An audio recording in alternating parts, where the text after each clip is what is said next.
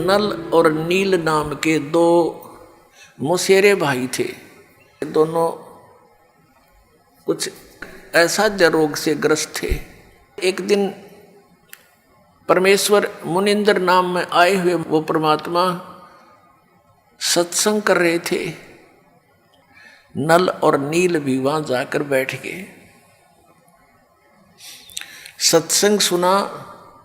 जो ही वो जब परमात्मा के पास आए, आशीर्वाद और दीक्षा तो कहते बाद में देखेंगे, पहले प्रणाम कर लेते हैं। तो जो ही वो प्रणाम करने आए परमात्मा के पास, उन दोनों के सिर पे आशीर्वाद भरा हाथ रखा। दोनों स्वस्थ हो गए। एक दूसरे को देख रहे हैं कि हम ये क्या हो गया, जैसे शरीर से 100 मन वजन उठा दिया हो।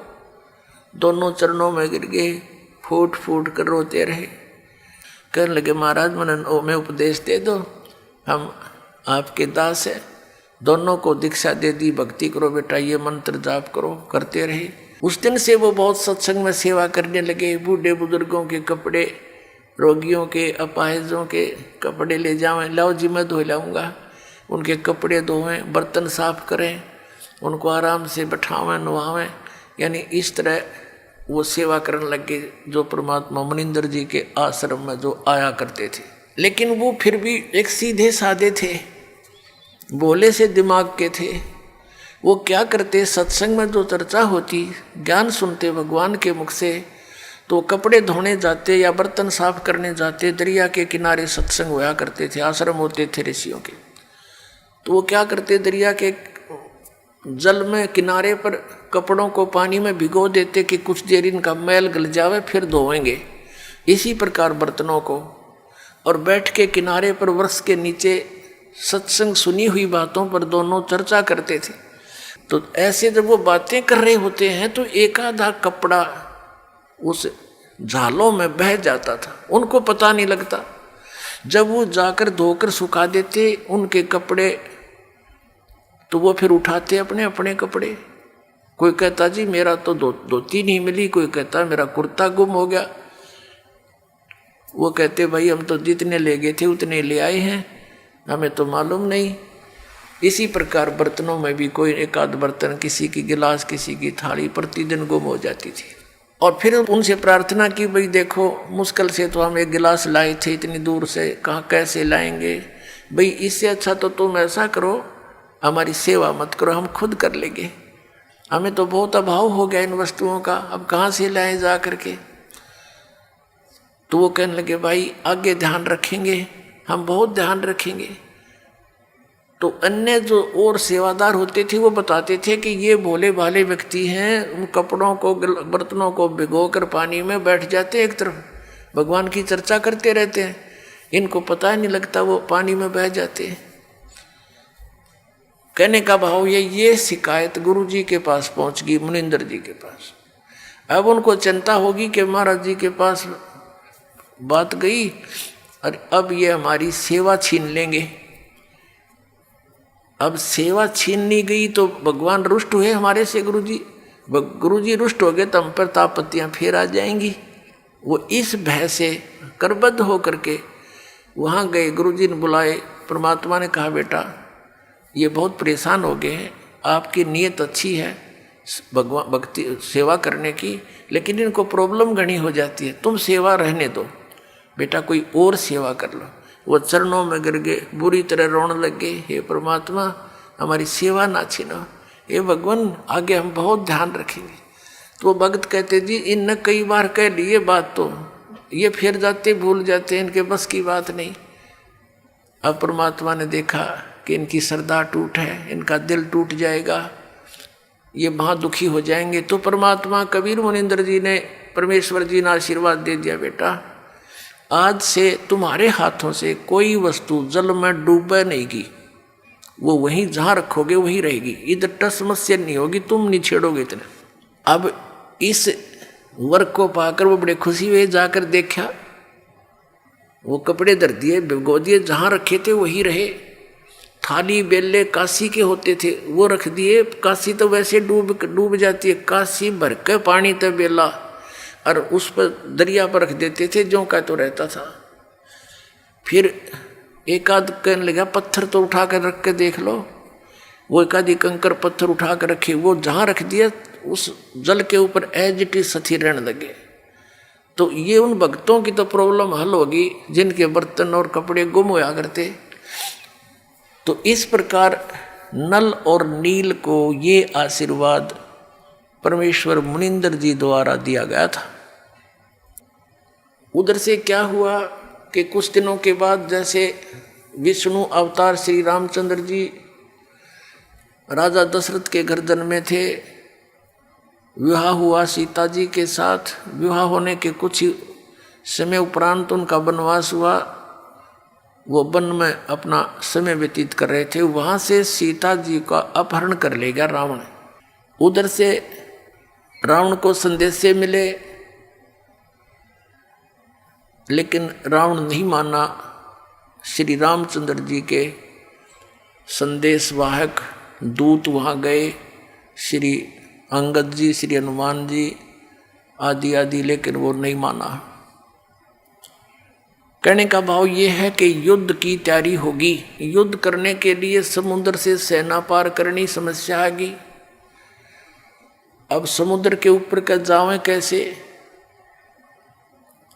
तो कहते हैं उनके इतिहास में लिखा है जीवनी में कि 3 दिन तक श्री रामचंद्र जी ने घुटनों जल में खड़ा होकर समुद्र के अंदर और प्रार्थना की थी कि हे जल्दी हे समुद्र राज मुझे रास्ता दे दे, मैं बहुत आपत्ति में हूँ। मेरी पत्नी को ऐसे ऐसे रावण ने उठा लिया है, सेना पार करनी है, उस राक्षस को मारना है और उस देवी को छुड़वाना है। लेकिन समुद्र नहीं माना।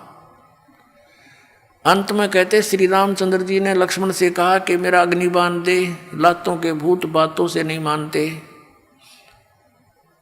लक्ष्मण ने अग्निबाण दे दिया उठा के। रामचंद्र जी ने ज्यों ही वो बाण साधा समुद्र को फूकने के लिए, उसमें लपटें निकलने लगी। उसी समय एक ब्राह्मण रूप बना के समुद्र प्रकट हो गया और कहा भगवान यदि आप मुझे जला भी दोगे, आप फिर भी नहीं जा सकते, खंडर हो जाएगा, इसमें जाओगे क्यों कर? ये तो कुआं हो जाएगा जेरा, और ना जाने कितने जीव मरेंगे, आप पाप के भागी हो जाओगे। ऐसा काम करो भगवान, मेरी मर्यादा भी बनी रहे और आपका काम भी हो जा, सर्प भी मर जा, लाठी भी ना टूटे। तो श्री रामचंद्र जी ने कहा वो बता क्या उपाय है फिर? कि आपकी सेना में नल और नील नाम के 2 सैनिक आपके भक्त हैं। क्योंकि उस समय आसपास के सारे ही भगत सारे इकट्ठे हो गए थे। रामचंद्र जी के गेला भाई इस आपत्ति आ गई और एक निकम्मा आदमी उसकी पत्नी ठा ले गया। उधर से शिवलोक से भी काफ़ी गण आए थे, भगवान शिव ने भेजे थे, तो वह बहुत इकट्ठे हो गए थे। तो नल और नील को बुलाया गया। नल और नील से कहा गया, श्री रामचंद्र जी ने कहा कि भाई एक पर आपकी परीक्षा दो तुम। समुद्र ने यह बताया कि इनके गुरु जी के द्वारा दिया हुआ आशीर्वाद है इनका, और उनके आशीर्वाद से मेरे ऊपर ये पत्थर कोई भी वस्तु रखते हैं वो डूबती नहीं, वहाँ से टस से मसनी होगी वहीं रहेगी, तो मेरे ऊपर वजन नहीं बनेगा इसका। अब भगवान श्री रामचंद्र जी ने कहा भी एक बार ट्राई दिखाओ तुम। देखो हम ऐसे मार खाते हैं, पहले तो नल और नील 100 शुक्र मनाया करते अपने मुनिंद्र भगवान के, और उस दिन वो आंडी पाक गए। अभिमान हो गया उनको कि यदि आज हम गुरु जी को याद करेंगे, जंतर मंत्र प्रणाम करते हैं जैसे याद करने के लिए, तो ये नो सोचेंगे उपस्थित जन ये कहीं और से शक्ति प्राप्त करते हैं, इनके अंदर कोई पावर नहीं। अब उन्होंने दोनों ने फटाफट उठाया एक एक पत्थर और रख दिया समुद्र पर, डूब गया। उनको भी अचंभा हुआ, उन्हें फिर दूसरा उठाया वो भी डूब गया, तीसरा रखा वो भी डूब गया। अब एक दूसरे के मुंह की तरफ देख रहे हैं और श्री रामचंद्र जी कहने लगे समुद्र से, वो जो ब्राह्मण रूप में उपस्थित था, मानो ये कहना चाह रहे हैं कि तू झूठ बोल रहा था,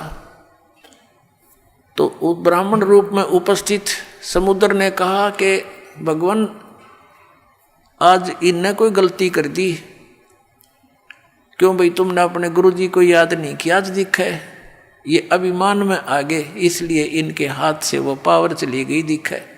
वो तो अपना एस्टीमेट बतावा था और वह सचमुच ऐसा ही हो गया था।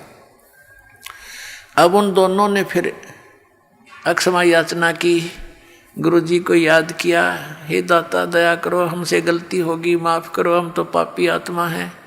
वो डर गए न्यू कदे फिर वो आपत्ति फिर ना आ जाए तुम्हारे पे, और तुमने कर दी गलती आज ज़्यादा, अब मान बढ़ाई की भूख में। तो पुण्यात्माओं परमात्मा हमें आगाह करते हैं कि यदि तुम ऐसे मर्यादा तोड़ दोगे भक्ति आपकी नष्ट हो जाएगी। जैसे माता गर्भ को रखे यतन बनाए और ठेस लगे तो छन होए, ऐसे भक्ति जावे। जैसे किसी बहन को माता को बहुत वर्षों के बाद कोई गर्भ रहा हो, फिर वो कितनी चिंतित होती है उस बालक को परिपूर्ण करने के लिए, कहीं ऊंचे नीचे में पैर न रखा जा, चलते समय भी बहुत सावधानी बरतती है, और रात के समय करवट बदलते समय भी वो बहुत चिंतित रहती है, कहीं मेरे बालक पर जोर ना आ गया, एकदम उधड़ के पड़ती है और देखती है दर्द पीड़ा तो नहीं होगी मुझे। तो कहते हैं जैसे माता गर्भ को रखे यतन बना और ठेस लगे तो क्षीण होए, तेरी ऐसे भक्ति नसावे, तो उनकी भक्ति नसगी खत्म होगी।